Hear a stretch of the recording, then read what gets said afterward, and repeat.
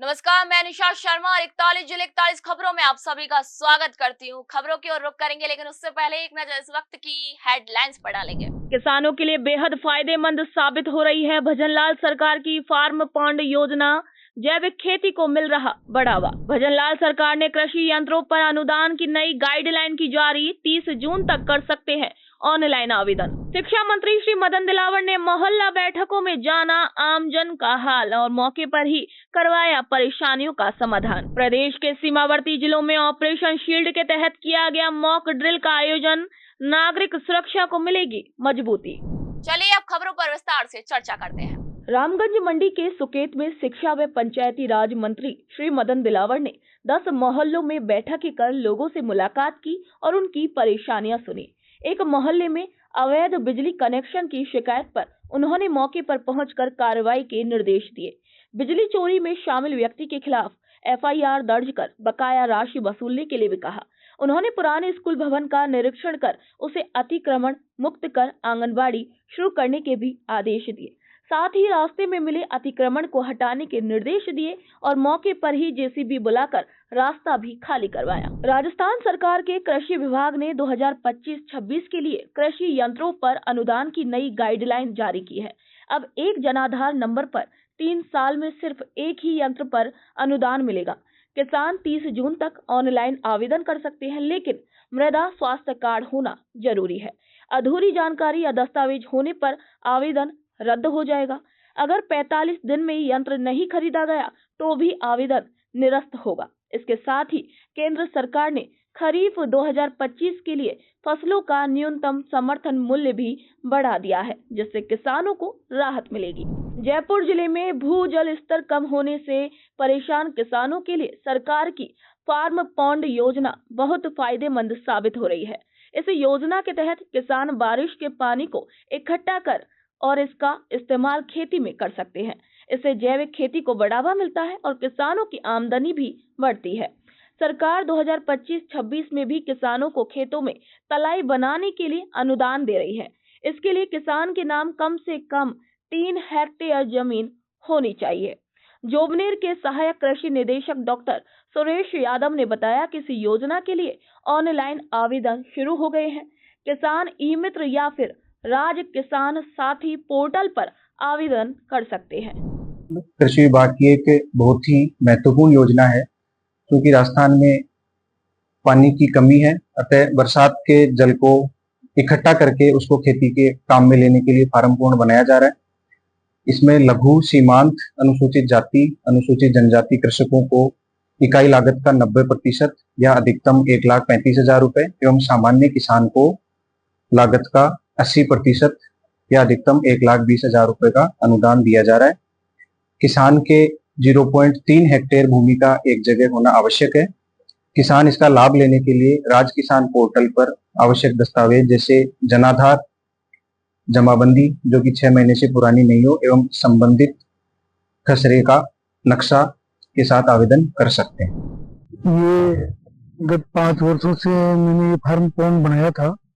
उस farm pond में क्या है कि वर्षा का जो मीठा जो जल, अमृत के समान जो जल है, वो संग्रहित इसमें हो जाता है और इस जल से मैं इसमें अपने जैसे मूंगफली है और ऑर्गेनिक जो खाद हम यहाँ केंचुए की खाद बना रहे हैं। राज्य सरकार भी हमारे को सब्सिडी दे रही है इसमें केंचुए की खाद के लिए। इससे हमारे मेरे खेत की उर्वरकता तो बढ़ ही रही है और पेस्टिसाइड की बिल्कुल भी इसमें मात्रा नहीं होने से जो फसल और जो हमारे को फल मिल रहे हैं वो काफी पौष्टिक तत्व है और वो बहुत ही स्वास्थ्यवर्धक होते हैं। विश्व तंबाकू निषेध दिवस पर संजीवनी आयुर्वेद चिकित्सालय जोधपुर में एक नई त्वचा और कैंसर यूनिट की शुरुआत की गई है। इसका उद्घाटन कुलगुरु प्रोफेसर प्रदीप कुमार प्रजापति ने फीता काट कर किया। ये यूनिट आयुर्वेद के माध्यम से त्वचा और कैंसर से जुड़ी बीमारियों का इलाज करेगी। उद्घाटन समारोह में कुलगुरु ने बताया कि ये यूनिट आयुर्वेद के सिद्धांतों के आधार पर गंभीर बीमारियों के इलाज और रिसर्च का केंद्र बनेगी। विभाग अध्यक्ष प्रोफेसर ऋतु कपूर ने बताया कि इस OPD में त्वचा रोगों, कैंसर से पहले की स्थितियों और कैंसर का आयुर्वेदिक इलाज और परामर्श दिया जाएगा। केंद्र और राज्य सरकार के संयुक्त प्रयास से विकसित कृषि संकल्प अभियान के तहत पुष्कर के पास भगवानपुरा गांव में एक दिन का किसान प्रशिक्षण शिविर आयोजित किया गया। इस शिविर का मकसद किसानों को जैविक और प्राकृतिक खेती की तकनीक सिखाना और मिट्टी की उर्वरता बढ़ाने के उपायों की जानकारी देना था। इस कार्यक्रम में कृषि विज्ञान केंद्र अजमेर, कृषि विभाग अजमेर और मसाला अनुसंधान केंद्र तबीजी के वैज्ञानिक शामिल हुए। वैज्ञानिक श्री नवरत्न कुमार मीणा ने किसानों को प्राकृतिक खेती के फायदे, फसलों में विविधता और मिट्टी की गुणवत्ता बनाए रखने के तरीके सरल भाषा में समझाए। कृषि विज्ञान केंद्र मेनली जो कार्य करता है वो है प्रशिक्षण के बारे में। जैसे अपने बकरी पालन हो गया, ये 5 दिन की ट्रेनिंग होती है, इसमें 50% किसानों को सब्सिडी दी जाती है। उसके अलावा सुअर पालन हो गया, मधुमक्खी पालन हो गया, मशरूम पालन है। इसी के साथ हम सीड डिस्ट्रीब्यूशन मल्टीप्लिकेशन का कार्य भी करते हैं। अभी साथ ही में श्री नरेंद्र विश्वविद्यालय के द्वारा सोइल मॉडल बनाई है, उसमें हम किसानों के ऑन फील्ड सोइल टेस्टिंग करते हैं। उसमें हम पीएच ईसी की रिपोर्ट हैंड टू हैंड दे देते हैं उनको। किस प्रकार क्या टेस्टिंग होती है? दो किसानों के सोइल सैंपल के लिए हम उनसे 200 से 250 मिट्टी मंगाते हैं। मिट्टी मंगाने के बाद हमारे पीएच मीटर, ईसी मीटर होते हैं वेल के अंदर। तो पीएच होती है, अगर 7 से अगर ज़्यादा आ जाती है तो क्षारीय या लवणीय होती है। उनके लिए हम कौन सी फसल लगाना चाहिए, उनके प्रॉपर उनको सुधार प्रबंधन के लिए हम बताते हैं। उसी के अलावा पीएच है, पीएच से क्या होता है कि जो कौन कौन से न्यूट्रिएंट कब अवेलेबल होते हैं। अगर पीएच ज़्यादा हुई तो उनकी जो टॉक्सिसिटी होती है उनके बारे में प्रॉपर किसानों को जानकारी देते हैं। कब तक इसकी रिपोर्ट मिलती है? 1 घंटे में। 1 घंटे बाद पीएच और ईसी की रिपोर्ट हम 1 घंटे बाद किसानों को मैनुअली बना के दे देते हैं। किस तरह की रिपोर्ट आती है, उसमें क्या सुझाव देता है? इसमें हम देखो फसलों के बारे में कि अगर 7 से ज़्यादा है पीएच, 7 से 8.5 के बीच है तो नॉर्मल है, 8.5 से ऊपर है लवणीय भूमि है तो उसके सुधार क्या क्या सुधार करना चाहिए। जैसे कि अगर लवणीय भूमि है तो उसमें हम लीचिंग की पानी डाल के जो साल्ट है उनको लिस्ट डाउन कर देते हैं। उसके अलावा खुरिसना हो गया, ऐसी क्रॉप लगाते हैं जो ज़्यादा लवण अवशोषित करती है। उसके अलावा अगर अम्लीय भूमि है तो अम्लीय भूमि के लिए अपन ये करते हैं कि चूना डालते हैं उसमें अम्लीय भूमि में, तो पीएच बैलेंस हो जाती है। पीएच बैलेंस होती है तो सबसे ज़्यादा जो माइक्रोन्यूट्रिएंट्स होते हैं वो प्रॉपर मिल जाते हैं और अपना प्रोडक्शन इंक्रीज होता है। इसी के साथ ईसी होती है, इलेक्ट्रिकल कंडक्टिविटी, हम उसकी रिपोर्ट देते हैं। यदि वो 1 से ज़्यादा है तो हानिकारक है फसलों के लिए, अगर 1 से कम है तो वो नॉर्मल रिपोर्ट मानी जाती है। कृषि संकल्प योजना का कार्यक्रम किया। ये भगवानपुरा और सवाईपुरा के किसान थे और हमने यहाँ पर बढ़ चढ़ कर किसानों ने भाग लिया। साथ में किसानों को हमने चारे की किस्मों के बारे में बताया, क्योंकि राजस्थान में पशुपालन बहुत ज़्यादा किया जाता है और पशुपालन की किस्मों के बारे में भी बताया। जैसे बरबरी बकरी के बारे में बताया, मुर्रा भैंस के बारे में बताया। और चारे के बारे में यदि आप पौष्टिक लाते हो तो हमने उनको 3 तरह के चारे बताए। एक तो सीरियल जिसमें बाजरा ज्वार के चारे आते हैं, जिसमें हमने दलहन के चारे लोबिया और कॉफी के बारे में बताया, ग्वार के बारे में बताया। और ट्री स्पाइसेस का भी यहाँ पे बड़ा स्कोप है, जिसमें आपने सहजना, खेजड़ी, इनके बारे में प्रकाश डाला।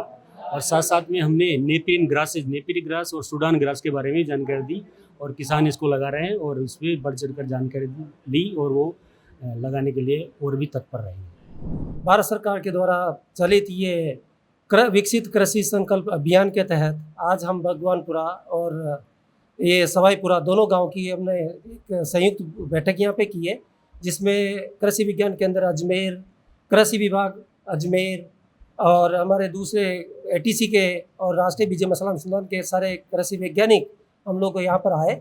और आज हमारे सारे कृषि विशेषज्ञों ने हमारे यहाँ पर बैठे हुए किसान महिलाओं से काफ़ी विस्तृत चर्चा की, जिसमें हम लोगों ने इस इलाके में जो उगाई जाने वाली जो फसलें हैं, चाहे फिर वो बागवानी की फसलें हों जिसमें सब्जियां, फल और फूलों की खेती किस तरह से की जाएगी, कहाँ से इनको अच्छी किस्में मिलेगी और कितनी बीज की मात्रा रखी जाएगी और उसमें कौन कौन से कीड़े और बीमारियां जो लगेगी, उसके बारे में हमने काफ़ी विस्तृत जानकारियाँ किसानों को बताई। जो इस कार्यक्रम में हम लोगों ने यहाँ जो भगवानपुरा में करा है, सभी कृषकों को हमने जैविक खेती और प्राकृतिक खेती के बारे में अवगत कराया। जैसा कि भारत सरकार का भी पुरजोर है कि हम रासायन मुक्त खेती करें और स्वास्थ्य में, मृदा स्वास्थ्य में और मानव स्वास्थ्य में उसका लाभ हो, इसके लिए हम लोगों ने प्राकृतिक खेती में किस किस तरह की विधियाँ हो सकती है उसके बारे में जानकारी दी। हमने किसानों को ये बताया कि जैसे सरल कंपोस्ट हम किस तरह से बना सकते हैं, जो कि हमारा गोबर इस तरह से पड़ा होता है, वेस्ट होता है, उससे हम सरल कंपोस्ट बना सकते हैं और खेतों में डाल सकते हैं। उसी तरह से प्राकृतिक खेती में उपयोग में आने वाले बीजामृत है, जिससे कि हम बीज उपचार कर सकते हैं और बीमारियों से निजात प्राप्त कर सकते हैं। साथ ही हमने जीवामृत के बारे में इनको बताया कि जीवामृत किस तरह से तैयार किया जा सकता है। जैसे किसी किसान के पास अगर एक गाय है, एक गाय से वो कम से कम 5 से 6 एकड़ की भूमि में अच्छी तरह से जीवामृत और घनजीवामृत का उपयोग करके खेती कर सकता है, जिसमें कि कोई ज़्यादा रसायन नहीं लगेंगे और इसको जीरो बजट में वो अपना उत्पादन ले सकता है।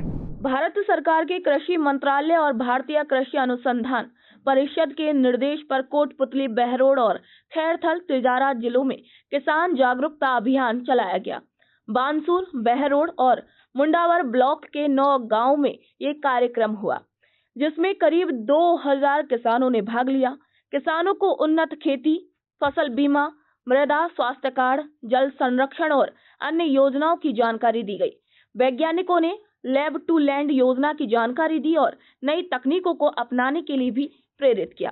इस कार्यक्रम में कृषि विभाग के अधिकारी, कर्मचारी और स्थानीय जनप्रतिनिधि भी शामिल हुए। किसानों से अपील की गई कि वे इस अभियान से जुड़कर खेती में नए तरीके अपनाएं और अपनी आमदनी बढ़ाएं।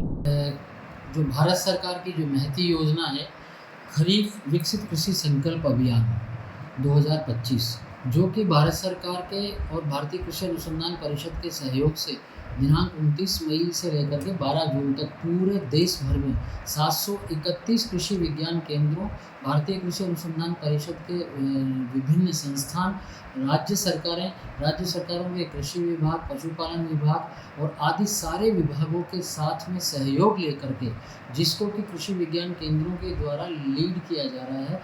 प्रतिदिन प्रत्येक कृषि विज्ञान केंद्र से 1, 2, 3, 4 टीमें बनाई गई हैं और प्रतिदिन प्रत्येक टीम 3-3 ग्राम पंचायतों के अंदर 3 कैंप जो हैं वो कर रही हैं। और इन कैंपों में किसान भाइयों के लिए विशेषकर खरीफ से संबंधित बीज, फसलें, उनकी कैसे तैयारी की जाए, किस प्रकार की खेत की मिट्टी की जांच, मिट्टी के मृदा स्वास्थ्य प्रबंधन, उनके रोग, कीट आदि के बारे में विस्तार पूर्वक उनको जानकारी दी जा रही है। साथ ही साथ प्रत्येक कृषि विज्ञान केंद्रों के द्वारा कुछ इस तरीके के लिटरेचर भी तैयार करवाए गए हैं, जिसमें कि खरीफ से संबंधित विभिन्न प्रकार की फसलों के बारे में पूरी जानकारी है।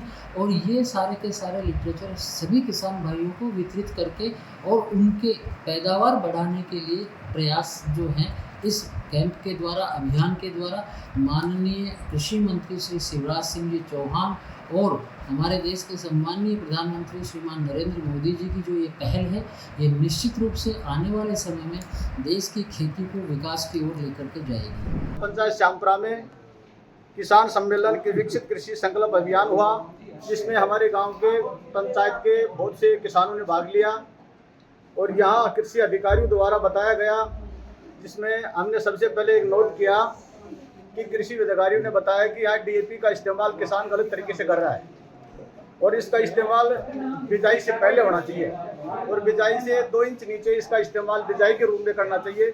उसके बाद में फसल की बिजाई करनी चाहिए, न कि इसको बीज में मिला करके और न ऊपर छिड़क करके करना चाहिए। ये ऐसी जानकारी मिलने से हम इस कार्यक्रम के तहत प्रधानमंत्री और मुख्यमंत्री जी को धन्यवाद करते हैं। राजस्थान सरकार के निर्देश पर डूंगरपुर जिले में सिविल डिफेंस अभ्यास किया गया। हादसे की सूचना मिलते ही जिला कलेक्टर श्री अंकित कुमार सिंह और अन्य अधिकारी तुरंत मौके पर पहुंचे। पुलिस, सिविल डिफेंस टीम, अग्निशमन दल और वॉलेंटियर्स ने मिलकर घायलों को मदद दी और आग भी बुझाई। घायलों को 3 श्रेणियों में बांटा गया और अस्पताल पहुंचाया गया। 30 वॉलेंटियर्स ने मिलकर 30 यूनिट रक्तदान किया। इस मॉक ड्रिल का ये उद्देश्य आपात स्थिति में राहत और बचाव कार्यों की तैयारियों को परखना था। सभी टीमों ने अच्छे तालमेल के साथ इस कार्य को किया। राज्य सरकार और सेंट्रल गवर्नमेंट के आदेश के अनुसार ऑपरेशन शील्ड के तहत आज हमने मॉक ड्रिल का आयोजन किया था, जिसमें हमारा जो सीन था वो ये था कि एक मिसाइल अटैक हुआ है शहर के गैप सागर की पाल के ऊपर। इसमें करीबन 20 घायल हमने दिखाए थे और उनको किस प्रकार से हम लोग इमरजेंसी रिस्पांस देते हैं और किस प्रकार से उनको जो नियरेस्ट हमारा हॉस्पिटल है वहाँ तक पहुँचाना है, इसी की पूरी हमारी एक्सरसाइज थी। और अब हम लोग डिस्ट्रिक्ट हॉस्पिटल भी जाएंगे, जिसमें ये चेक करेंगे कि किस प्रकार से उनको वहाँ पर ट्रीटमेंट दिया जा रहा है। उपखंड अधिकारी श्री सुभाष चंद्र चौधरी ने ऑपरेशन शील्ड मॉक ड्रिल की तैयारियों को लेकर मिनी सचिवालय में अधिकारियों और व्यापारिक संगठनों के साथ बैठक की। यह अभ्यास केंद्रीय गृह मंत्रालय के निर्देशों के तहत नागरिक सुरक्षा को मजबूत करने के लिए किया जा रहा है। उन्होंने सभी संचार साधनों और सायरनों को ठीक करने के निर्देश दिए ताकि आपात स्थिति में बेहतर संवाद हो सके। उन्होंने कहा कि पहले मॉक ड्रिल से मिली सीख के आधार पर सभी अधिकारी खुद को और ज्यादा तैयार करें। साथ ही ब्लैकआउट का समय और स्थान गुप्त रखने और रियल सिचुएशन जैसा माहौल बनाने के भी निर्देश दिए। भारत सरकार के गृह मंत्रालय के निर्देश पर पश्चिमी सीमा से लगे जिलों में नागरिक सुरक्षा को मजबूत करने के लिए ऑपरेशन शील्ड मॉक ड्रिल आयोजित की गई।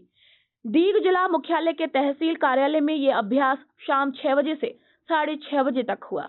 जिला कलेक्टर श्री उत्सव कौशल और पुलिस अधीक्षक श्री राजेश मीणा के नेतृत्व में मॉक ड्रिल की गई। मॉक ड्रिल में जैसे ही हवाई हमले की सूचना मिली, पुलिस प्रशासन, सिविल डिफेंस, मेडिकल और अग्निशमन की टीमें तुरंत मौके पर पहुंची। सायरन बजते ही सभी टीमें सक्रिय हो गईं और घायलों को बचाने का अभ्यास किया गया। स्थानीय लोग भी सहायता के लिए वहां पर पहुंचे। हमने एक एयर रेड सिमुलेट किया था तहसील बिल्डिंग दी और सारी इमरजेंसी सेवाओं को यहाँ पर आने हेतु मैसेज करवाया गया था। मैसेज 2 तरीके से गए थे, एक तो कंट्रोल रूम से भी फ़ोन गए थे और एक हमने जो इमरजेंसी कम्युनिकेशन ग्रुप बना रखा है ठीक का, उस पर मैंने मैसेज डाला था ताकि एक बार में ही पूरे ज़िले में जो भी इमरजेंसी से रिलेटेड लोग हैं, मीडिया के लोग हैं और अदरवाइज़ भी जो आमजन उसमें जुड़े हुए हैं, उनको एक बार में पता चल जाए कि क्या इमरजेंसी है और कहाँ पर हुआ है। हमने देखा कि हमने जो पिछला मॉक ड्रिल हुआ था मई के महीने में ही, उससे बेहतर परफॉर्म किया है और इस बार जो चीज़ें रह गई होंगी वो हम एक और मीटिंग लेके उनको अगली बार अगली मॉक ड्रिल में ज़्यादा बेहतर करने की कोशिश करेंगे। भारत सरकार के गृह मंत्रालय के निर्देश पर ऑपरेशन शील्ड के तहत जालौर रेलवे स्टेशन पर मॉक ड्रिल की गई। इसका उद्देश्य आपातकालीन स्थिति में राहत, बचाव और सुरक्षा तैयारियों को परखना था। ड्रिल में बमबारी की कल्पना की गई जिसमें 30 लोग घायल हुए। जिला कलेक्टर डॉक्टर प्रदीप के गावड़े और पुलिस अधीक्षक श्री ज्ञान चंद्र यादव के नेतृत्व में प्रशासन, पुलिस, चिकित्सा, अग्निशमन team, NDRF, civil defence, NCC और अन्य विभागों की टीमें शामिल हुई। सभी टीमें तुरंत घटनास्थल पर पहुंची और घायलों को अस्थायी अस्पताल और फिर जरूरत पर जिला अस्पताल भेजा गया। ड्रिल का आयोजन किया गया जिसमें रेलवे स्टेशन में ब्लास्ट का एक रखा गया था और सभी संबंधित को सूचना की गई थी और सभी का रिस्पांस टाइम हमने नोट डाउन कर रखा है। इसके साथ ही जो भी जख्मी हुए थे उनके इलाज का भी एक सिनेरियो तैयार किया गया जिसमें यहाँ पे भी एक हमने मेकशिफ्ट टेंट लगाया। उसमें भी जो प्राथमिक उपचार देने की जो आवश्यकता है उनको चिन्हित किया गया और साथ ही जो ज़्यादा गंभीर है उनको रेफ़र करने के लिए क्या समय लगता है, कितने समय में हम रेफ़र कर पाते हैं, उसका भी आकलन किया गया है। दौरान सभी संबंधित जो 12 विभाग हैं उनके समय का, उनके कार्य का, उनके उपलब्ध पाठ उपकरणों का डीएम साहब के निर्देश में जो निर्देश प्राप्त हुए थे उसके मुताबिक सभी का आकलन किया गया और मॉक ड्रिल के दौरान जैसा कि डीएम साहब ने बताया रेलवे स्टेशन पर ब्लास्ट की सूचना मॉक रखा था, इसी के अनुसार समस्त एजेंसियों को सूचित किया गया और एजेंसियों में कौन कौन सी एजेंसी कितने समय में पहुंची और किस किस उपकरण के साथ पहुंची और उनके साथ में क्या रेस्क्यू कर सकते हैं ताकि कम से कम कैजुअल्टीज हो और जो घायल हुए हैं उनको तुरंत इलाज उपलब्ध कराया जा सके। टोंक जिले के अविका नगर में स्थित केंद्रीय भेड़ एवं ऊन अनुसंधान संस्थान में विकसित कृषि संकल्प अभियान के तहत 1 दिवसीय कार्यशाला आयोजित की गई। इसमें कृषि और उद्यानिकी विभाग के शासन सचिव श्री राजन विशाल शामिल हुए और किसानों से सीधा संवाद उन्होंने किया। उन्होंने केंद्र सरकार की योजनाओं की जानकारी दी। इस कार्यशाला में खरीफ फसलों, मृदा परीक्षण और पशुपालन से जुड़ी परेशानियों पर विशेषज्ञों ने किसानों को सलाह दी। संस्थान के निदेशक डॉक्टर अरुण कुमार तोमर ने बताया कि अगले 15 दिनों में 7,000 वैज्ञानिक देश भर में 1.5 करोड़ किसानों से मिलकर उन्हें कृषि तकनीकों के बारे में जानकारी देंगे। गृह विभाग के निर्देश पर टोंक जिला मुख्यालय के कोठी नाथमाम सीनियर सेकेंडरी स्कूल में सिविल डिफेंस मॉक ड्रिल आयोजित की गई। इस मॉक ड्रिल के दौरान ये दिखाया गया कि स्कूल पर हवाई हमला हुआ और आग लग गई। जैसे ही सूचना मिली, प्रशासन, पुलिस, चिकित्सा, आरएसी, होमगार्ड, एम्बुलेंस और अग्निशमन की टीमें 5 मिनट पर मौके पर पहुंची। एसपी श्री विकास सागवान और एडीएम श्री राम रतन सौकरिया ने मौके पर पहुंचकर हालातों का जायजा लिया। इस दौरान सभी विभागों की तैयारी, आपसी तालमेल और प्रतिक्रिया की जांच की गई कि वे आपात स्थिति में कैसे काम करते हैं। करीब 20 लोग घायल हुए हैं, जिसमें 5 लोग जो है वो उनका यहीं पे प्राथमिक उपचार किया जा रहा है। बाकी 15 लोगों को हमने जो है हॉस्पिटल रेफर किया है। अब वहाँ पे उनकी स्थिति के हिसाब से जो है आगे रेफर होगा या यहीं पे अपनी कोई इलाज कर पाएंगे, वो आगे देखेंगे। रेस्पॉन्स टाइम काफ़ी अच्छा रहा। विदिन 3-4 मिनट में जो है सभी एजेंसियाँ यहाँ पहुँच गई थी और आप देख रहे हैं सभी एजेंसियाँ मुस्तैद है। और जब से ऑपरेशन सिंदूर हुआ है तब से यही तो आज एक मॉक ड्रिल है। आइंदा के लिए भी जो है सभी एजेंसियों को इसी प्रकार से अलर्ट मोड पे रखा हुआ है। आज हमारे कलेक्ट्रेट में जो है हॉटलाइन भी स्थापित हो गई है ताकि कोई भी मैसेज और कोई भी संदेश आदान प्रदान जो है वो तुरंत हो सके। जैसे आपने देखा कि ऑपरेशन सिंदूर हुआ, उसके 20 दिन के अंतर्गत दोबारा एक मॉक ड्रिल जिला प्रशासन के द्वारा की गई है, जिसमें समस्त जो इकाई हैं प्रशासन की वो एक्टिव मोड में आकर उन्होंने एक रियल सिचुएशन को सिमुलेट किया है। आज इन्होंने एक फायर डेमोन्स्ट्रेशन भी किया, किस तरीके से अगर आगजनी जैसी घटनाक्रम हो जाता है तो किस तरीके से लोगों को इवैक्यूएट करे प्रेमाइसिस से और मिनिमम टाइम में मिनिमम लॉस के साथ कैसे लोगों को रेस्क्यू करके पहुंचाया जाए।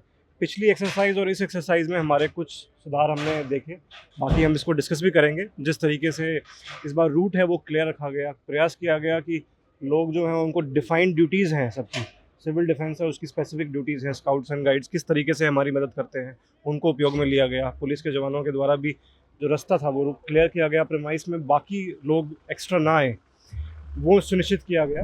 Rising Rajasthan global investment summit के दौरान हुए एमओयू को जमीन पर लागू करने और निवेशकों को सरकार की योजनाओं का पूरा फायदा देने के प्रयास सफल हो रहे हैं।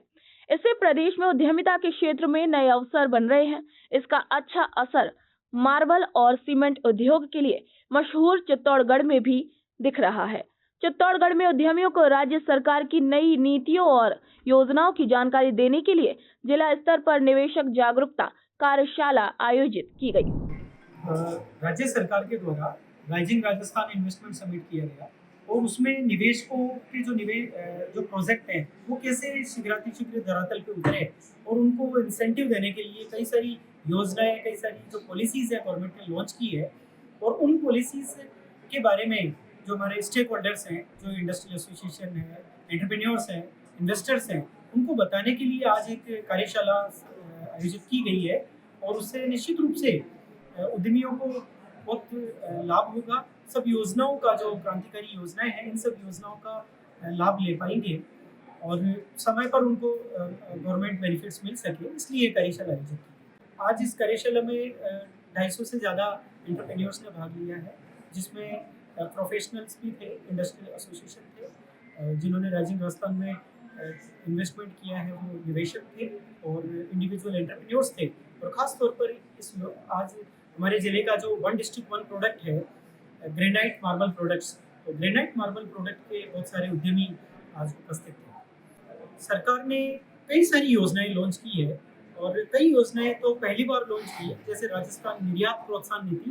पहली बार राज्य सरकार ने निर्यात में राज्य को उत्कृष्टता प्रदान करने के लिए स्कीम लॉन्च की है। 1 डिस्ट्रिक्ट 1 प्रोडक्ट पॉलिसी हमारे जिलों को किसी एक विशेष उत्पाद में निर्यात के सेंटर ऑफ एक्सीलेंस बनाने के लिए लॉन्च की है, उसके बारे में आज हमने चर्चा की है।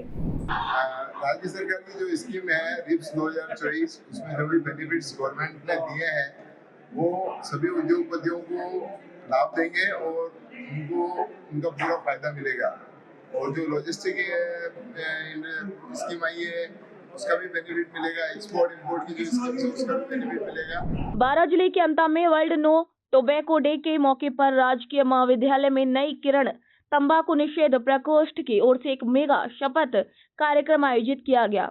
इस कार्यक्रम की अध्यक्षता प्राचार्य डॉक्टर फातिमा सुल्ताना ने की। उन्होंने विद्यार्थियों और प्रकोष्ठ की सखा सखियों को संबोधित करते हुए कहा कि तंबाकू एक खतरनाक बुराई है जिससे हर साल करीब 60 लाख लोगों की जान चली जाती है।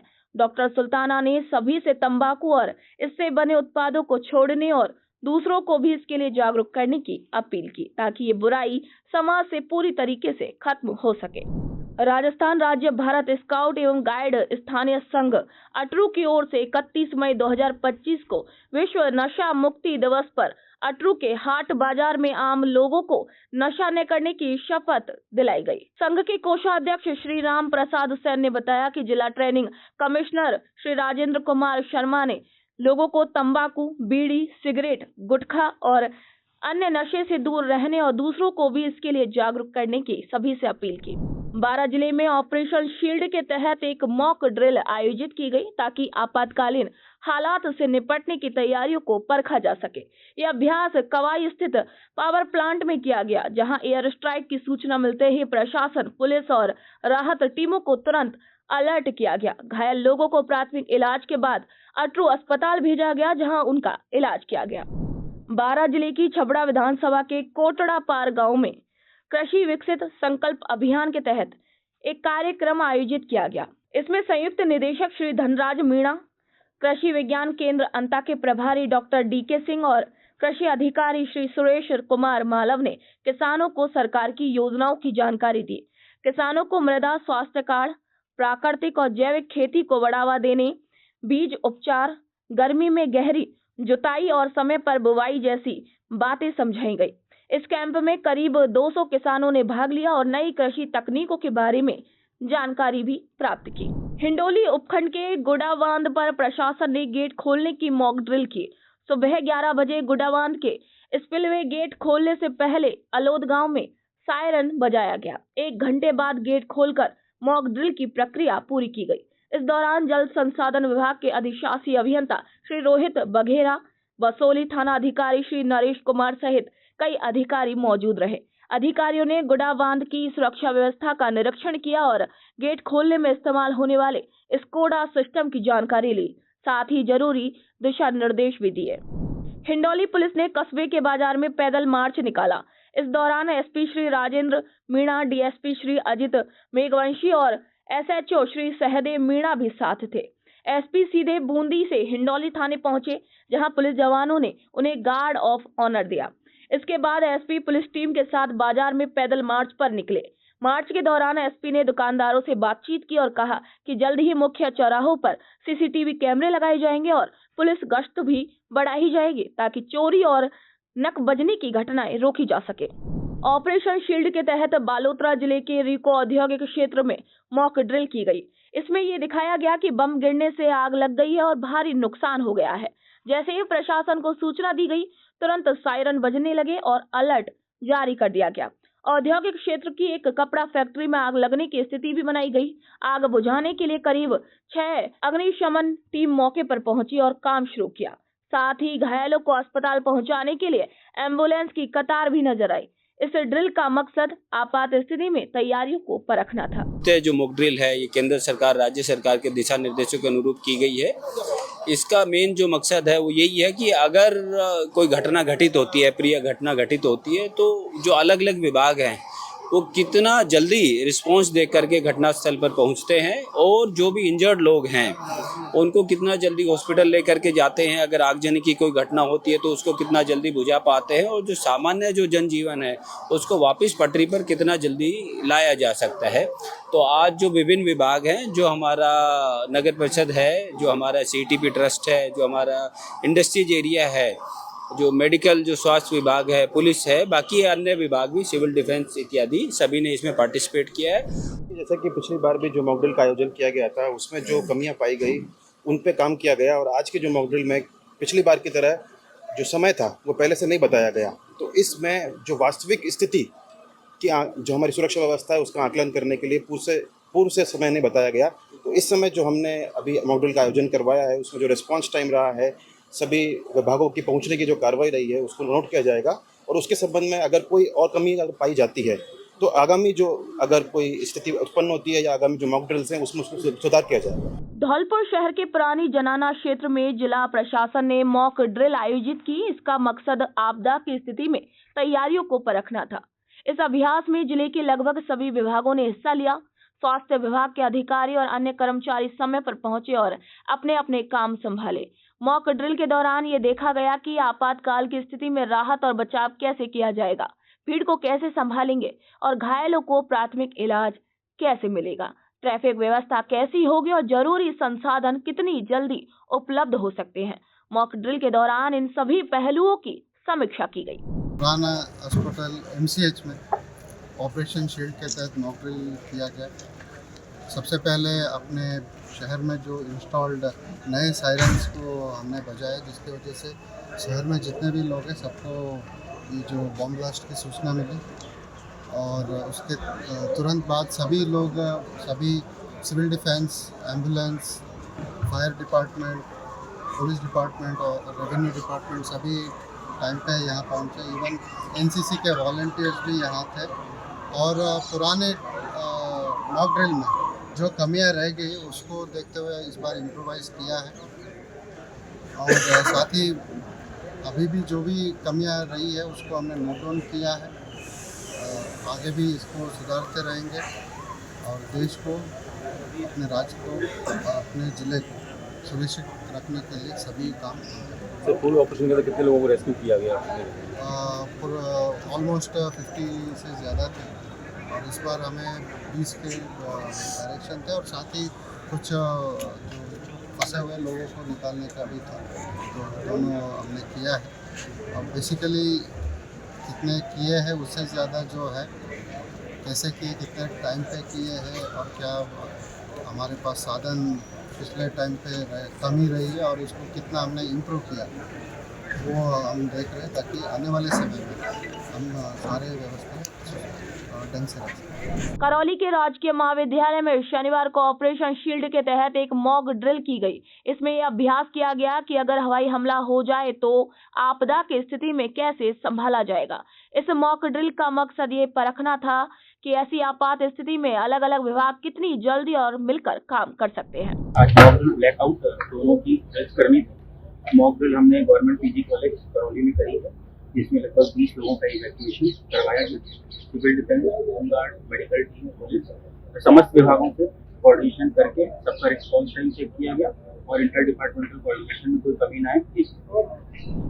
राज्य सरकार की मंशा के अनुसार आम लोगों की परेशानियां सुनने और जल्द हल करने के लिए जिला कलेक्टर श्री नीलाभ सक्सेना ने सपोटरा की ग्राम पंचायत भड़तून में रात्रि चौपाल लगाई। इस जनसुनवाई में कलेक्टर ने राजस्थान संपर्क पोर्टल पर दर्ज और लंबित शिकायतों को 15 दिन के अंदर हल करने के सभी अधिकारियों को निर्देश दिए। राज्य सरकार के निर्देश पर ऑपरेशन शील्ड के तहत डीडवाना जिला मुख्यालय पर मॉक ड्रिल किया गया। इसका उद्देश्य आपात स्थिति में प्रशासन और सभी विभागों की तैयारियों को जांचना था। इस दौरान जिला कलेक्टर और SP ने बताया कि दुश्मन के अचानक हमले और आपातकालीन स्थितियों में कैसे बचाव और राहत अभियान चलाया जाए, इसकी मॉक ड्रिल के जरिए पड़ताल की गई है। साथ ही बचाव और राहत टीमें कितनी तैयार है इसका भी जायजा लिया गया। देखिए, जो मॉक ड्रिल हमने ऑपरेशन शील्ड के तहत किया है ये, और जिला मुख्यालय पर ये पुलिस लाइन पर हमने एक मॉक ड्रिल किया है। अभी हॉस्पिटल के भी सारे अरेंजमेंट एक बार पुनः देखेंगे पिछली मॉक ड्रिल और इस मॉक ड्रिल में। हम ये हर मॉक ड्रिल हमको एक तैयारी हमको किस तरह से करनी होती है उसका एक हमारी प्रिपरेशन के लिए हम कर रहे हैं और अभी हम इसको एनालिसिस करेंगे कि इसमें हमें क्या क्या सुधार और भविष्य में करने होते हैं। हर मॉक ड्रिल जो हमको इस तरह की जो घटनाएं हैं उनके लिए तैयारी के लिए हमारे को एक मौका देती है। सर, जो मॉक ड्रिल थी इसमें अचानक से जो सूचना दी जाती है, तो आज किस तरह की सूचना थी, किस तरह का हमले का सूचना थी, कितने घायल हुए, कितने रेस्क्यू किए गए?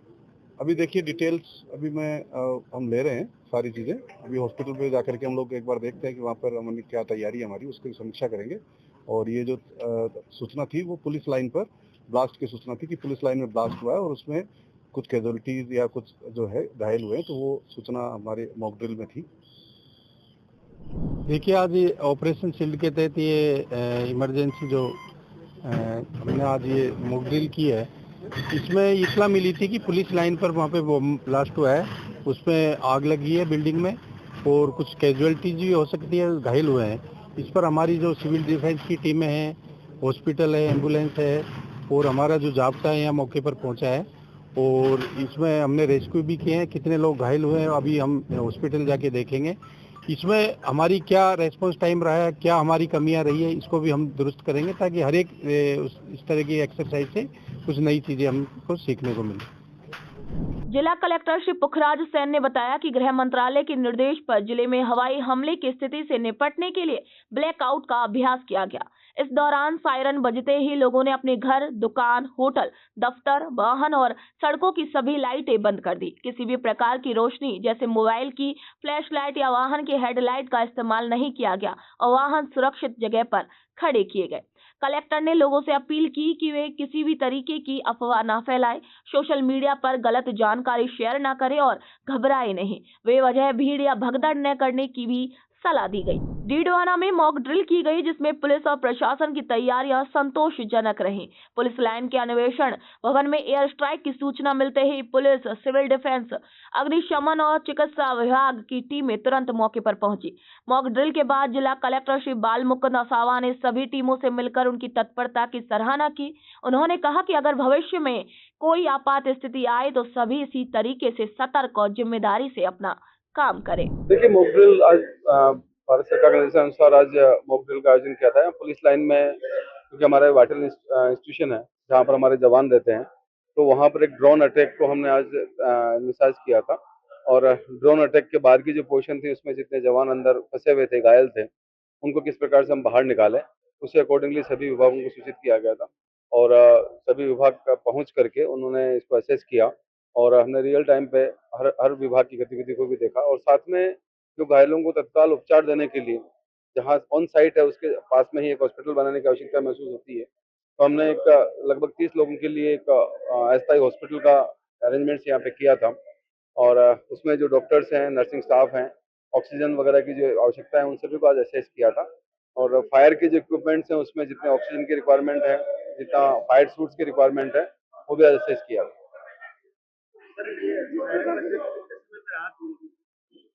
देखिए, जो रेस्पॉन्स टाइम था वो विद इन 5 मिनट से 5 से 10 मिनट के अंदर अंदर एम्बुलेंस, फायर ब्रिगेड वो सारी आ चुकी थी। मीनवाइल जो पुलिस लाइन का जो यहाँ का लोकल इनका सिक्योरिटी सिस्टम है वो इमीडिएटली एक्टिवेट हो गया था।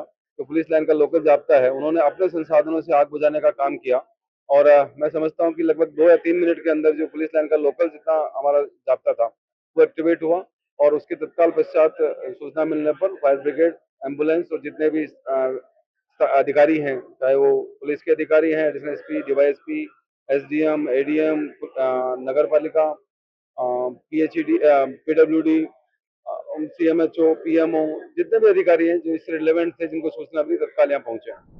आपातकालीन स्थिति में तेजी से काम करने, लोगों की सुरक्षा सुनिश्चित करने और प्रशासन की तैयारियों की जांच के लिए जिले के एक खास इलाके में ब्लैकआउट किया गया।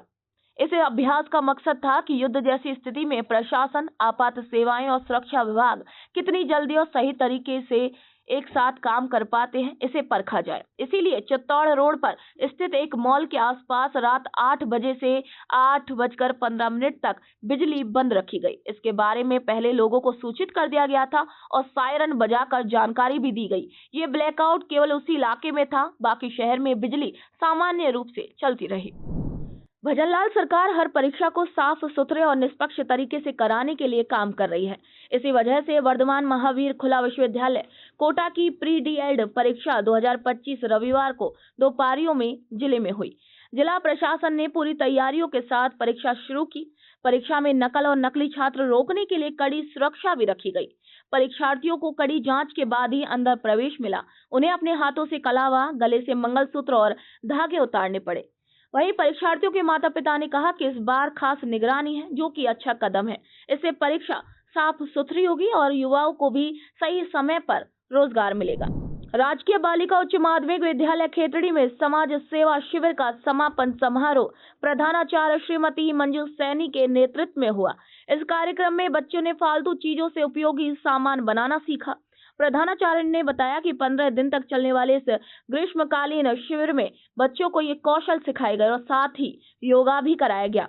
बच्चों ने स्कूल के आसपास पक्षियों के लिए भी पानी रखने का काम किया। विश्व तंबाकू निषेध दिवस पर झुंझुनू के सूचना केंद्र सभागार में एक जागरूकता कार्यक्रम हुआ। ये कार्यक्रम चिकित्सा और स्वास्थ्य विभाग ने आयोजित किया। मुख्य अतिथि अपर जिला और सत्र न्यायाधीश श्री महेंद्र के सोलंकी थे। कार्यक्रम का मकसद लोगों को तंबाकू के नुकसान के बारे में बताना और तंबाकू का सेवन बंद कराने के लिए सभी से मदद लेना था। इस कार्यक्रम की अध्यक्षता मुख्य चिकित्सा अधिकारी डॉक्टर छोटेलाल गुर्जर ने की। वक्ताओं ने कहा कि तंबाकू पीने से कैंसर, ब्लड प्रेशर, सांस की बीमारी और मानसिक परेशानियां भी हो सकती हैं। के के रूप में श्री महेंद्र के सोलंकी जी अपर जिला शिक्षा न्यायाधीश रहे, साथ में हमारे डिस्ट्रिक्ट हॉस्पिटल के पीएमओ और साथी अधिकारी रहे। इसमें मुख्य रूप से जो नर्सिंग के बच्चे हैं और नर्सिंग के भी रहे और इस तरह से नर्सिंग के बच्चों को तंबाकू मुक्त के बारे में बताया गया। साथ में तंबाकू से होने वाली जो बीमारियाँ हैं उनके बारे में विस्तार से चर्चा की। इसके साथ में किस तरह से तंबाकू को छोड़ा जा सकता है, जो लंबे टाइम से तंबाकू का सेवन करते हैं तो वो किस तरह से तंबाकू छोड़ने के लिए प्रेरित करेंगे, उसके बारे में पूर्ण रूप से बताया गया। भजनलाल सरकार झुंझुनू विधानसभा को लगातार मदद दे रही है। पिछले 6 महीने में झुंझुनू विधानसभा में 50 ट्यूबवेल लगाए गए हैं। विधायक श्री राजेंद्र भांबू के प्रयासों से ये ट्यूबवेल स्वीकृत हुए हैं। श्री भांबू ने बताया कि सरकार ने उन्हें भरोसा दिया है कि जल्द ही 26 और ट्यूबवेल भी मंजूर किए जाएंगे। इनमें से 16 ट्यूबवेल डीएमएफटी कोटे से और 10 सरकार की तरफ से झुंझुनू विधानसभा को मिलेंगे। मुख्यमंत्री श्री भजनलाल शर्मा और मंत्री श्री कन्हैया लाल चौधरी के आदेश पर विभाग के अधिकारियों ने आज 10 नए ट्यूबवेल की मंजूरी दी है। माननीय मुख्यमंत्री महोदय व जन स्वास्थ्य अभियांत्रिकी मंत्री जी ने मेरा बड़ा सहयोग किया। मुझे सबसे पहले 10 ट्यूबवेल मंत्री जी ने स्वीकृत किए।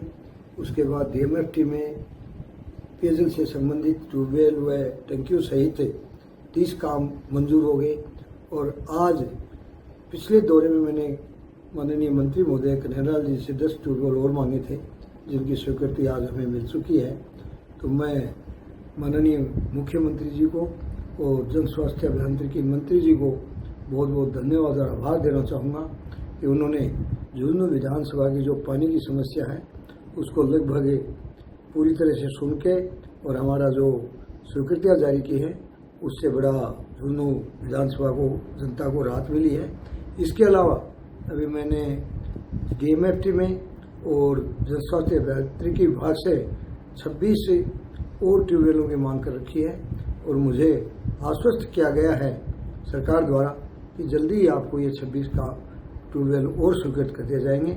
तो ये 26 और आने के बाद में हमारे विधानसभा की लगभग पानी की किल्लत समाप्त हो जाएगी। इसके लिए मैं बार बार हमारे यशस्वी मुख्यमंत्री भजनलाल जी और जन स्वास्थ्य अभियांत्रिकी मंत्री कन्हैयालाल जी को साधुवाद और धन्यवाद देना चाहूँगा। राज्य सरकार के आदेश पर ऑपरेशन शील्ड के तहत चूरू में भी मॉक ड्रिल हुई। इसमें एम्बुलेंस, अग्निशमन, पुलिस और मेडिकल टीम तुरंत अलर्ट होकर मौके पर पहुंची। इसके बाद ब्लैकआउट का अभ्यास किया गया। सायरन तेज और लंबे समय तक बजा, जिससे लोगों ने अपने अपने घरों की लाइटें बंद कर सहयोग किया। 15 मिनट बाद सायरन धीमे बजने लगे और स्थिति सामान्य हुई। जिला कलेक्टर ने आम जनता से सायरन सुनते ही नियम मानने की अपील की। उन्होंने कहा कि सिविल डिफेंस टीमों की सेवा में पाई गई गलतियों को सुधारने के भी इसके तहत निर्देश दिए गए हैं। आज जैसा कि निर्देश थे ऑपरेशन शील्ड के अंतर्गत 5 बजे बाद हमें एक मॉक ड्रिल करनी थी, तो हमने उसको ध्यान में रखते हुए जो हमारा यहाँ एक सब स्टेशन है 132 kV का, वहाँ पे क्योंकि वो हमारा एक सेंसिटिव पॉइंट बनता है चुरू जिला मुख्यालय पर, वहाँ पे ये मॉक ड्रिल करी है, जिसमें हमें ये सूचना मिली कि एक ड्रोन अटैक हुआ है और उससे काफ़ी लोगों के घायल होने की, मारे जाने की खबर है। और फिर कैसे अलग अलग जो हमारी सिविल डिफेंस की सर्विसेज हैं उनका रेस्पॉन्स टाइम रहा, कैसे सब आए, उन सब का रेस्पॉन्स टाइम अभी देखा गया है और जो भी कमियाँ रही होगी उनको भी हम जल्दी ही दूर करेंगे। और अब इसके बाद जो है हम अपने ब्लैकआउट की भी जो ड्रिल है वो भी अब इसके तुरंत बाद हम लोग करेंगे। राज्य सरकार के निर्देशानुसार ऑपरेशन शील्ड के तहत आज मॉक ड्रिल रखी गई थी, जिसके अंदर जो 7:30 बजे के लगभग GSS जो यहाँ पे है वहाँ पे एक ड्रोन अटैक की सूचना आई थी, जिससे काफ़ी लोग घायल हो गए और कईयों की मृत्यु भी हो गई थी। उसमें सभी टीमें जो है सिविल डिफेंस की टीम हो गई, होमगार्ड्स, पुलिस की टीमें, मेडिकल की टीमें और नगर परिषद की टीमें, जितनी भी टीमें थी अलग अलग, सब का रिस्पॉन्स टाइम देखा गया, कितने बजे मौके पे पहुंचे और अपने साथ सारे जो साजो सामान उनको लाने थे और सारे जो सिविल डिफेंस के इक्विपमेंट होते हैं वो थे कि नहीं, वो सब चेक करा गया। और उसके बाद जो घायल थे और जो मृत्यु हो गई जिनकी, उनको तुरंत ही यहाँ से जो मेडिकल की टीम थी उन्होंने हॉस्पिटल पहुँचाया। और यहाँ पे ट्रैफिक की व्यवस्था भी करी गई ताकि रूट पूरा यहाँ से लेके जो हॉस्पिटल है वहाँ तक क्लियर रहे। और अगर घायलों की संख्या और ज़्यादा हुई तो उनको दूसरे हॉस्पिटल्स की भी मदद ली जाएगी, प्राइवेट हॉस्पिटल, वहाँ भी पहुँचाया जाएगा। हमारे स्काउट्स की और एनसीसी की टीमों का भी इसके अंदर सहयोग रहा और सिविल डिफेंस का भी टीम का सहयोग रहा। सरदार शहर की सफाई व्यवस्था अब और भी बेहतर होगी। नगर परिषद ने सभापति श्री राजकरण चौधरी के सुझाव पर 27 नए ऑटो टिपर शुरू किए हैं। सभापति ने बताया कि प्रधानमंत्री श्री नरेंद्र मोदी के स्वच्छ भारत अभियान को सफल बनाने के लिए वे पूरी मेहनत कर रहे हैं। सरदार शहर में हर घर के सामने ऑटो टिपर जाएगा और वहां से कचरा उठाएगा। इसके लिए एक नई तकनीक भी लाई गई है, जहां हर घर के बाहर एक चिप लगाई जाएगी जो बताएगी कि ऑटो टिपर कब आने वाला है, और ये चिप ऑटो टिपर आने से 15 मिनट पहले सूचित करेगी ताकि लोग अपना कचरा बाहर रख सके। जैसा कि हमारे प्रधानमंत्री जी की भावना है और स्वच्छ भारत अभियान, उसके अंतर्गत हमने जो आज ऑटो टिपर शुरू किए, एक सरदार शहर में हमने एक नवाचार किया है और उस नवाचार के आधार पर हमारा मकसद यही है कि हर घर के आगे टेम्पू जाए और हर घर से कचरा संग्रहण करे। क्यों कि घर घर कचरा संग्रहण ही इनका अभियान का नाम है। तो उसके लिए हमने बड़ी हाईटेक व्यवस्था करने का प्रयास किया है। 5 या 7 रोज के अंदर अंदर संवेदक द्वारा हर घर के आगे एक चिप लगाई जाएगी और वो चिप इस बात का सबूत है कि उस घर में टेम्पू गया या नहीं गया। और टेम्पो पहुंचने से पहले 15 मिनट पहले वो अलार्म से संकेत देगी कि टेम्पो आ रहा है, तो वो अपने घर में जो कचरा संग्रहण है उसको तैयार रखे और टेम्पो में डालेंगे। और एक ऐप की भी हमने वो व्यवस्था की है, जिस घर के आगे जिस दिन टेम्पो नहीं जाएगा उस दिन वो अपनी उस ऐप पे शिकायत दर्ज करा सकते हैं। आमजन से मैं यही कहूँगा कि अगर कोई सुझाव सब व्यवस्था हो तो उस ऐप पे डाल सकते हैं, उसके भी हम मदद करेंगे। मुख्यमंत्री श्री भजनलाल शर्मा की इच्छा के मुताबिक प्रदेश में अवैध अतिक्रमण हटाने के लिए पीला पंजा टीम लगातार काम कर रही है। इसी के तहत भरतपुर प्रशासन ने सड़क चौड़ाई बढ़ाने और शहर को सुंदर बनाने के लिए अतिक्रमण हटाने की कार्रवाई की है। भरतपुर नगर निगम की टीम जवाहर नगर के कब्रिस्तान पहुंची है, वहां की दीवार और कब्रिस्तान की जमीन पर बने अतिक्रमण को हटाया। नगर निगम आयुक्त श्री श्रवण कुमार बिश्नोई ने बताया कि कब्रिस्तान के पास की सड़क की चौड़ाई 15 फीट से बढ़ाकर 60 फीट की जाएगी, इसलिए ये कार्रवाई की गई है। जो रास्ता जा रहा है 15 फीट का था, ये जोनल प्लान में जुड़ा रास्ता है, तो इसको आज चौड़ा करके 60 फीट किया जा रहा है। इसमें सब नोटिस वगैरह देगी, इसमें वही होगी सारी और प्रक्रिया बना करके ये कार्रवाई की जाएगी। कब्रिस्तान की पैमाइश भी हो रही है, जिससे कब्रिस्तान पर जिन लोगों ने अतिक्रमण करा वो भी हटा देंगे, वो भी कार्रवाई की जाएगी। मुख्यमंत्री श्री भजनलाल शर्मा के निर्देश पर वैर विधानसभा के खेड़ली मोड़ थाना पुलिस ने बड़ी कार्रवाई की है। उन्होंने छोकरवाड़ा गांव में अचार व्यापारी 2 भाइयों पर हुई फायरिंग का केस सिर्फ 1 हफ्ते में सुलझा दिया। पुलिस ने 2 लोगों को गिरफ्तार किया और 2 नाबालिग बच्चों को भी हिरासत में लिया है। घटना की गंभीरता को देखते हुए श्रीमान मर्दुल कचावा जिला पुलिस अधीक्षक भरतपुर द्वारा के निर्देशन में एक विशेष पुलिस टीम का गठन किया गया, जिसने लगातार अथक प्रयास कर करीब 1 सप्ताह में वारदात का खुलासा करते हुए आज 2 मुलजिमान को गिरफ्तार किया है तथा 2 बाल अपचारियों को गिरफ्तार किया है। गिरफ्तार मुलजिमान से और विरुद्ध किए गए बाल अपचारियों से प्रकरण के संबंध में अभी पूछताछ की जा रही है और प्रकरण का अग्रिम अनुसंधान किया जा रहा है। राजस्थान की बस सेवा जल्द ही नई और आधुनिक होगी। मुख्यमंत्री श्री भजनलाल शर्मा के नेतृत्व में सरकार रोडवेज बसों को जनता के लिए आसान, सुरक्षित और आरामदायक बनाने के लिए काम कर रही है। मुख्यमंत्री ने कहा है कि वे चाहते हैं कि रोडवेज की बसें इतनी अच्छी हों कि लोग अपनी निजी गाड़ियों की बजाय बसों में सफर करना पसंद करें। मुख्यमंत्री ने कहा कि बसों में आधुनिक सुविधाएं दी जाएंगी। यात्रियों को यात्रा के दौरान खाना और स्थानीय खास सरस प्रोडक्ट भी मिलेगा। साथ ही धार्मिक स्थलों के लिए समय पर बसें चलाने की व्यवस्था भी की जाएगी ताकि श्रद्धालुओं को कोई भी परेशानी न हो। विश्व पर्यावरण दिवस 2025 की पूर्व संध्या पर जोधपुर मंडल के भारत स्काउट्स और गाइड्स ने पर्यावरण के प्रति जागरूकता बढ़ाने के लिए पर्यावरण पखवाड़े की शुरुआत की। इसी मौके पर पीपाड़ रेलवे स्टेशन और रेलवे कॉलोनी में स्काउट्स, गाइड्स और रेंजर्स ने रैली और नुक्कड़ नाटक का आयोजन किया। इस कार्यक्रम में लोगों से प्लास्टिक का कम इस्तेमाल करने और पर्यावरण को बचाने की भी अपील की गई।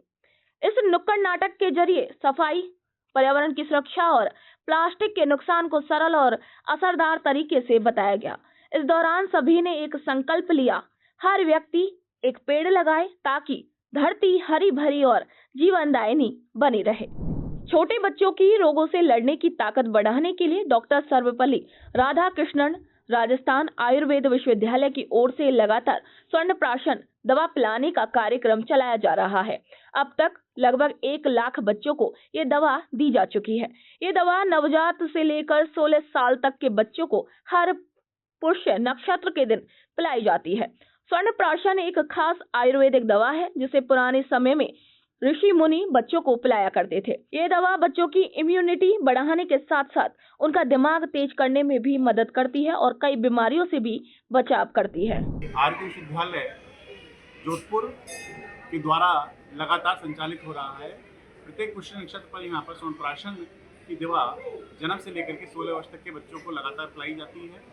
यह कैंप माननीय कुलपति महोदय प्रोफेसर प्रदीप कुमार प्रजापति जी के मार्गदर्शन में निरंतर चल रहा है।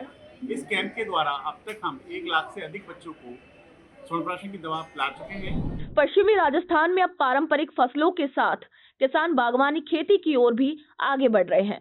मुख्यमंत्री श्री भजनलाल शर्मा की मंशा के मुताबिक किसानों की आय बढ़ाने के लिए नींबू, अनार, बेर जैसी फसलों के साथ अब खजूर की खेती को भी बढ़ावा दिया जा रहा है। खजूर एक ऐसा फल है जो कम पानी और शुष्क जलवायु में भी अच्छी उपज देता है और लंबे समय तक आय का स्रोत बना रहता है। जोधपुर जिले के रतकुड़िया गांव के किसान श्री राम नारायण डूडी ने अपने खेत में 1 हेक्टेयर में खजूर की खेती शुरू की है। उन्होंने टिश्यू कल्चर पौधे लगाए हैं और बूंद बूंद सिंचाई प्रणाली का इस्तेमाल किया है जिससे पानी की बचत हो और पौधे अच्छे से पनपे। उन्होंने बताया कि खेती में नवाचार और तकनीकी सलाह से खेती अधिक लाभदायक बन रही है। ये पहल क्षेत्र के अन्य किसानों को भी प्रोत्साहित करेगी। अपने 3 साल पहले ये खजूर का बगीचा लगाया था। ये इस एरिया के अंदर नवाचार के एक प्रथम सीढ़ी है और आज अपन देखते हैं कि 10 साल इसके अंदर फूल आना शुरू हो गया है और फूल आने का जो मतलब प्रागण है उसको मतलब अच्छी तरह से करेंगे तो ये मतलब बगीचा अच्छा फलित होगा और किसानों को चाहिए कि इस प्रकार के नवाचार किया जाए। जहाँ कम पानी है, कम पानी के उपयोग में बहुत ही कम पानी वाले मतलब फसलें उगानी चाहिए और बगीचे लगाने चाहिए। जोधपुर शहर में ऑपरेशन शील्ड के तहत एक बड़ी मॉक ड्रिल की गई। इस अभ्यास का उद्देश्य हवाई हमले या किसी आपदा की स्थिति में प्रशासन की तैयारियों और तेजी से काम करने की क्षमता को परखना था। यह अभ्यास ये दिखाने के लिए था कि आपदा की स्थिति में जोधपुर पूरी तरीके से तैयार है। आज ये जो ऑपरेशन सिंदूर है उसके तहत जो सिविलियन प्रिपरेशन है इसके तहत ऑपरेशन शील्ड होता है। तो ऑपरेशन शील्ड के तहत आज ये सेकंड मॉक ड्रिल कराई गई है। पहली मॉक ड्रिल अपन लोगों ने 7 मई को की। तो इस वाली मॉक ड्रिल के अंदर सिमुलेट किया गया था कि एनिमी जो एयर रेड है वो हुई है, उसके बाद में ब्लैकआउट कराया गया। उसके बाद एनिमी एयर रेड क्लियर होने के बाद में हमारे पास में सूचना आई कि एयरफोर्स स्टेशन के पास में एनिमी बॉम्बिंग से करीबन 20 लोग घायल हो गए। तो वहाँ पर मौके पे तुरंत जो रेस्क्यू सर्विसेज होती हैं, ambulances, fire brigade, civil defence, ये सब वहाँ पर पहुँचे और उसके बाद में जो घायल थे उनको एम्बुलेंसेज के अंदर इंक्लूडिंग लाइफ सपोर्ट एम्बुलेंसेज के अंदर लाया गया। यहाँ पर MDM हॉस्पिटल के अंदर लाया गया और यहाँ पर जो है उसका पूरा जैसा आप देख सकते हैं जो भी इमरजेंसी रिस्पांस के लिए तैयारी है, आपकी स्ट्रेचर, ट्रॉली बॉय, जो स्टाफ है, डॉक्टर्स हैं, ब्लड है, अप्रोप्रिएट जो इक्विपमेंट है, वो सारी की सारी यहाँ पर तैयारी उसकी जांची गई। राज्य सरकार के पशुपालन विभाग में खाली चल रहे पशुधन निरीक्षक पदों पर यूटीबी आधार पर भर्ती की जाएगी। इसके लिए जोधपुर और फलौदी जिलों में आवेदन मांगे गए हैं। जोधपुर में 90 पद और फलौदी में 50 पद खाली हैं। संयुक्त निदेशक डॉक्टर अरविंद कुमार पवार ने बताया कि इस भर्ती के लिए 12वीं की मार्कशीट और डिप्लोमा के अंकों के आधार पर मेरिट लिस्ट बनाई जाएगी और उसी के आधार पर चयन होगा। भर्ती प्रक्रिया पूरी तरीके से पारदर्शी होगी और रोस्टर सिस्टम के तहत की जाएगी। विभाग को उम्मीद है कि 3 से 4 हजार अभ्यर्थी आवेदन कर सकते हैं। जिला हेडक्वार्टर पे जोधपुर और फलोदी दोनों जिलों की पशुपालन विभाग की पशुधन निरीक्षक से संबंधित भर्ती आई हुई है, जिसके आवेदन पत्र इकट्ठे किए जाए हैं। इन भर्तियों के तहत जोधपुर में 29 रिक्तियां हैं, 90 रिक्तियां हैं और फलोदी की 50 रिक्तियां हैं, जिसमें रोस्टर प्रणाली से सारा चयन किया जाएगा। 12वीं और डिप्लोमा के नंबरों का परसेंटेज का औसत लेके मेरिट बनाई जाएगी और मेरिट के तत्पश्चात सारा का सारा रोस्टर को ध्यान में रखते हुए फाइनल मेरिट लिस्ट निकाल के ही इनका पदस्थापन किया जाएगा। नहीं, इसमें इंटरव्यू नहीं है, टोटली 100% मेरिट के बेस पे पूरा का पूरा चयन है इसमें। और रोस्टर SC का भी है, ST का भी है, MBC का भी है, हॉरिजॉन्टल आरक्षण जो होता है, विधवा का है, परित्यक्ता का है, स्पोर्ट्स कोटे का है, विकलांग का, सभी का रिजर्वेशन इसमें शामिल है। मुख्यमंत्री श्री भजनलाल शर्मा के निर्देश पर अधिकारी अब जन परेशानियों पर तुरंत कार्रवाई कर रहे हैं। ऐसा ही एक उदाहरण जोधपुर जिले के लूणी क्षेत्र में देखने को मिला। यहाँ पेयजल की परेशानी को लेकर ग्रामीण उपखंड अधिकारी श्री पुखराज कांसोटिया के पास पहुंचे। ग्रामीणों ने बताया कि किसी कारण से लूणी कस्बे के कुछ वार्डों में पानी की सप्लाई बंद हो गई थी। SDM ने इस परेशानी को गंभीरता से सुना और तुरंत कार्रवाई करते हुए जलदाय विभाग से संपर्क कर पानी की सप्लाई शुरू करवाई, जिससे लोगों को राहत मिली। ये मामला दिखाता है कि अब प्रशासन आमजन की परेशानियों को प्राथमिकता से हल कर रहा है। मुख्य चिकित्सा एवं स्वास्थ्य अधिकारी डॉक्टर मनीष मित्तल ने बताया कि जयपुर जिले में विश्व तंबाकू निषेध दिवस पर स्वास्थ्य संस्थानों में स्टाफ और आम लोगों को तंबाकू का सेवन न करने की शपथ दिलाई गई।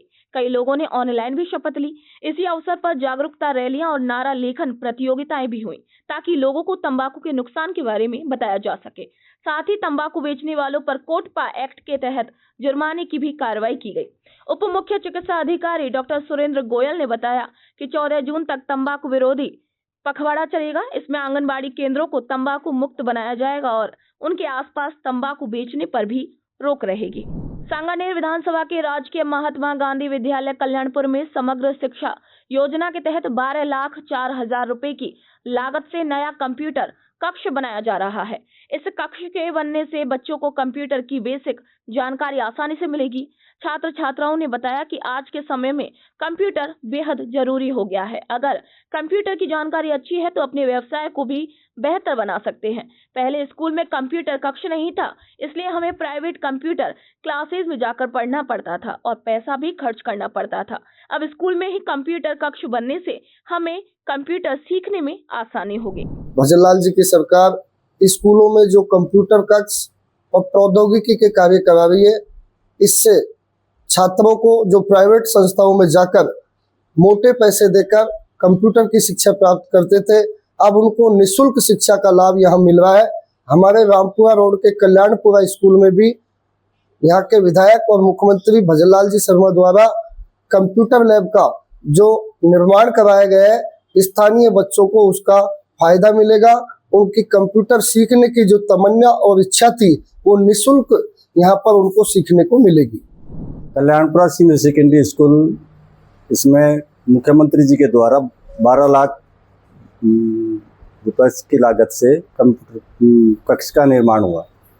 इससे लोगों को, यहाँ के बच्चों को, विशेष रूप से विद्यालय में पढ़ने वाले बच्चों को, जो प्राइवेट सेक्टर में जाकर के, प्राइवेट कोचिंगों में जाकर के और कोचिंग करके कंप्यूटर शिक्षा ग्रहण करते थे, अब उनके पैसे बचेंगे और यही विद्यालय में ही है जो कंप्यूटर का बेसिक नॉलेज है, उनको विद्यालय में प्राप्त होगा।